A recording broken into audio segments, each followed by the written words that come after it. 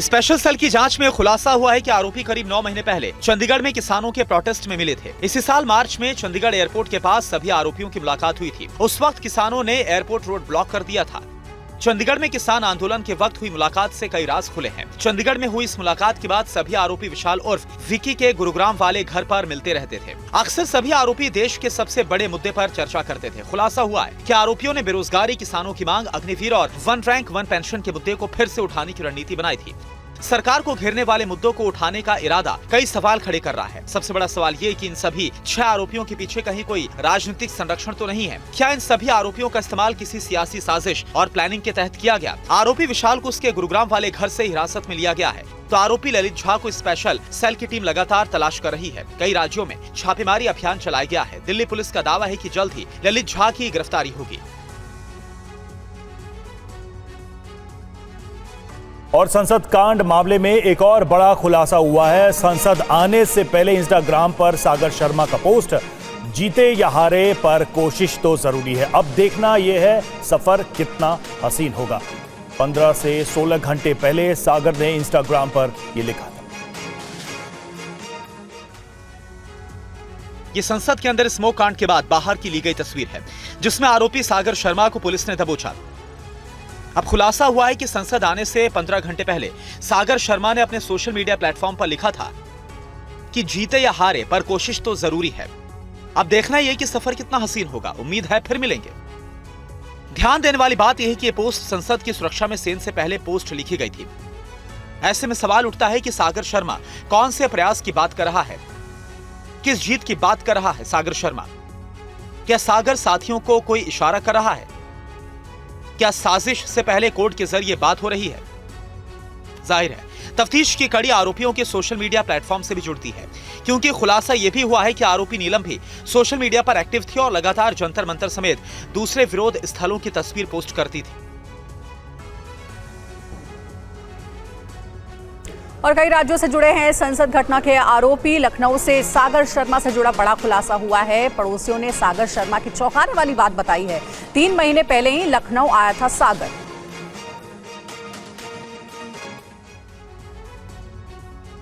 सागर के रिश्तेदारों का कहना है कि इस बात से इनकार नहीं किया जा सकता है कि वो किसी बड़े साजिश का शिकार हो गया। इतना ही नहीं, सागर के रिश्तेदार तो इस बात पर भी इशारा कर रहे हैं कि हो सकता है उसे बड़ा लालच दिया गया हो, कि फंसाया गया है। बस मैं इतना जानता हूँ। अगर वो ऐसा होता तो कहीं कोई लिंक पहले का भी तो होना चाहिए सर। अच्छा, क्या आपको लगता है कि जिन लोगों के साथ वो कूदा है उनसे सोशल मीडिया के माध्यम से मिला है? हाँ, मुझे लगता है वो क्योंकि यूं ही नहीं मिला होगा, क्योंकि घूमने की हैसियत नहीं है। हो सकता फेसबुक वगैरह, व्हाट्सएप, फेसबुक वगैरह दोस्ती जैसे लोग कर लेते हैं, ऐसी मुलाकात हुई होगी। साथ ही सागर के पड़ोसियों ने ये भी जानकारी दी है कि वो घर पर कम ही रहता था। अभी 3 महीने पहले ही लखनऊ आया था। कुछ राजनीति में रुचि थी उसकी? यहाँ राजनीति में नहीं, ऐसा कुछ नहीं था। वो ज़्यादा रहता ही नहीं था यहाँ। अभी तो बाहर गया था, बाहर से आया था। ये 3 महीने से यहाँ रिक्शा चला रहा था।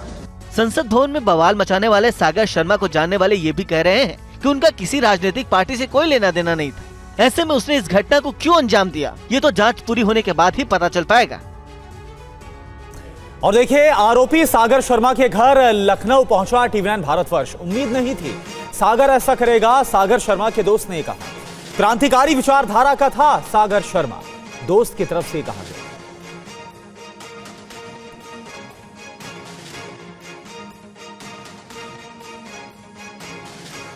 सागर के जो दोस्त हैं और पड़ोसी वो हमारे साथ मौजूद है। उनसे बात करते हैं, उनसे जानने की कोशिश करते हैं कि उनकी क्या बात हुई थी। ये बताइए, आप सागर को जानते हैं? जी हाँ। कौन है आपका? पड़ोसी है हमारा। अच्छा, ये बताइए मतलब बात कब हुई थी, आखिरी बार बात कब हुई थी सागर से? अब इस समय तो ज़्यादा दोस्ती नहीं थी। बस ये है कि अब जब दिखते थे तो हेलो हाय वगैरह हो जाता रहा उनसे। बाकी इतना ज़्यादा बातचीत नहीं होती थी उससे। बचपन का दोस्त था आपका? फिर बात बचपन में खेलते वगैरह थे साथ में, बचपन में दोस्ती थी। तो क्या दिल्ली जब गए आपको पता था? नहीं, इस बारे में जानकारी नहीं थी। असल में वो जाता रहता था थोड़ा बाहर, जैसे बेंगलोर गया तो वो जाता रहता रहा, तो मतलब इस विषय में जानकारी नहीं थी।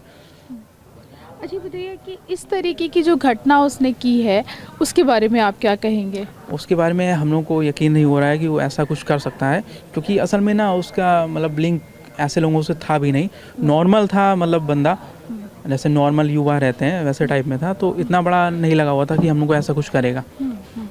जी। अच्छा, तो आपको क्या लगता है कि इस इतनी बड़ी घटना फिर उसने क्यों की? क्योंकि आप बचपन से उसको देख रहे हैं, तो आप मिलते भी थे, बात भी करते थे, तो आप क्या लग रहा है कि इतनी बड़ी घटना उसने क्यों की? अब इस बारे में तो हमें नॉलेज नहीं है कि उसने ऐसा क्यों किया, किसने उसको मिसगाइड किया।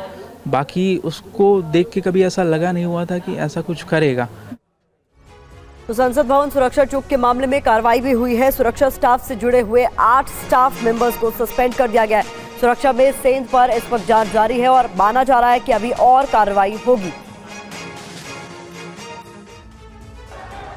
संसद की सुरक्षा में चूक पर कई सवाल उठ रहे हैं। विपक्ष हमलावर है, वहीं इस मामले पर रक्षा मंत्री राजनाथ सिंह ने सदन में बयान देते हुए पास देने पर सावधानी बरतने की बात कही। वहीं इतनी बड़ी लापरवाही के बाद एक्शन भी लिया गया।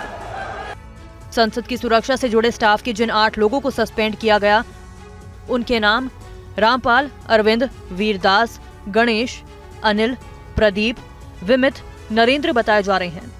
सुरक्षा में ये चूक संसद पर आतंकवादी हमले की 22वीं बरसी के मौके पर हुई। शुरुआती जांच में पता चला कि सभी एक दूसरे को जानते थे, सभी सोशल मीडिया के जरिए संपर्क में आए थे।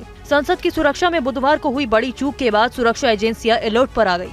संसद और आसपास के इलाकों को अभेद किले में तब्दील कर दिया गया है। संसद और आसपास के इलाकों में भारी पुलिस और सुरक्षा बलों की तैनाती की गई है। सुरक्षा बल इस इलाके से गुजरने वाले हर वाहन और शख्स की गहन चेकिंग कर रहे हैं। साथ ही सचिवालय की ओर से कहा गया कि कई सदस्यों के पास स्मार्ट कार्ड हैं। जिन लोगों ने विजिटर्स मैनेजमेंट सिस्टम के लिए रजिस्टर नहीं करवाया, वे करा लें। और देखिए, इसी मामले पर लोकसभा में रक्षा मंत्री राजनाथ सिंह ने भी एक बयान दिया। उन्होंने कहा कि बहुत दुर्भाग्यपूर्ण घटना थी और ये भी कहा कि सभी सांसदों को सावधानी बरतनी चाहिए, सावधानी जरूर लेनी चाहिए, क्योंकि पास देने में सावधानी बरते सभी सांसद। सबने उसको कंडम किया है, बहुत ही दुर्भाग्यपूर्ण घटना है, इसमें कहीं दो मत नहीं है। और आपने तुरंत इसका संज्ञान लेते हुए इस मामले की पूरी जांच का जो है आदेश दे दिया है। मैं समझता हूं कि भविष्य में हम सारे सांसद, चाहे वो पक्ष के हों अथवा प्रतिपक्ष के हों, सभी को सावधानी बरतने की आवश्यकता है, ताकि जिनको भी हम पास देते हैं ऐसे व्यक्ति को पास न दिया जाए जो जाकर इस प्रकार की अराजक स्थिति संसद भवन के अंदर पैदा कर दे। यह हम सभी को, केवल सत्ता पक्ष ही नहीं बल्कि दूसरे पक्ष के लोगों को भी यह सावधानी बरतने की जरूरत है। और आपने तुरंत संज्ञान लेकर इस मामले का, अध्यक्ष महोदय, आपने जांच का आदेश दिया है और अन्य भी जो प्रिकॉशन भविष्य में लिए जा सकते हैं वह लिए जाएंगे। मैं समझता हूं कि सभी को मिलकर इस घटना को कंडेम करना चाहिए और जांच रिपोर्ट जो आपने दी है और साथ ही भविष्य में क्या क्या प्रिकॉशन लिए जाने चाहिए, इसका भी आपने निर्देश दिया है अध्यक्ष महोदय। तो मैं समझता हूं कि इस प्रकार से इस संसद के अंदर अराजक स्थिति पैदा करने का कोई औचित्य नहीं है। और कांग्रेस सांसद कार्ति चिदंबरम ने संसद की सुरक्षा में हुई चूक को बेहद गंभीर मामला बताया है। उन्होंने कहा कि कोई बड़ी वारदात भी हो सकती थी।